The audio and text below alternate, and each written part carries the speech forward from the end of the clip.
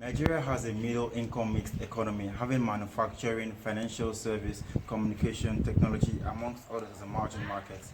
Economically 27th largest in the world, above United Arab Emirates, Israel, Singapore, with Ghana 71st on the list. Yet these countries have built better sustainable systems. So what exactly is our problem? Why is it that a country of over 200 million people with a GDP of over $1.2 trillion with over $2,000 per head has 77% of its population living below $3 a day with 46% below the poverty line?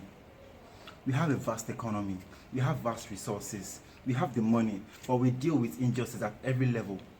I dare to mention firstly the incessant ineffective execution of governmental responsibilities at all levels. This has its roots in our identity issues. Who are we? Who are you? You don't know who you are because this culture of corruption at every level of bureaucracy, public and private crimes against human rights, terrorism against established systems is not what defines us. But our minds have been conditioned by wicked leaders across the board to ensure we respond to our conditions, our neighbors, our environments wickedly. They manipulate, steal, and enrich themselves at our expense. And they are too far from rich since the system works just fine for them. So we have nowhere left to turn but against one another. So instead of building, we are destroying each other, tearing each other down over the lust of the flesh, the lust of the eyes, and the pride of life, because that's all this frivolity has passed down generation to generation. Quick question: why is it that every true leader in the history of our heroes past were mostly assassinated? It's time we look away from our leaders and look to be responsible first for ourselves, making sure we are approaching problems the right way. Individually, we all need to become self and socially responsible.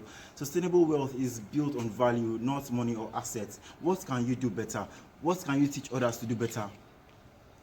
Let us look to one another, all working together in oneness, supporting each other to achieve common goals. Let us all as Nigerians take the responsibility to re-imbibe our national commonality and cultural identities and core values.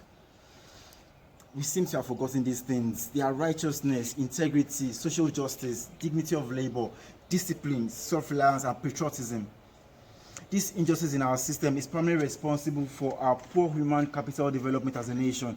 Human Capital Index reveals that we are ranked 157th out of 185 countries, but we are ranked 27th largest economy in the world.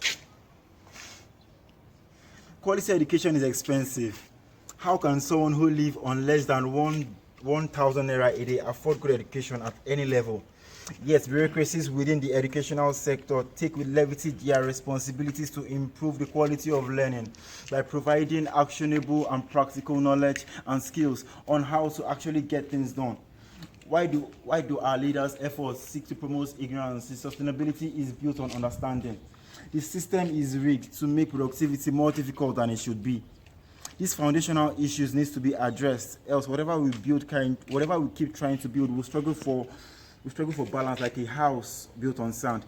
Don't complain about people being uneducated and being unemployed, but what have you done about it?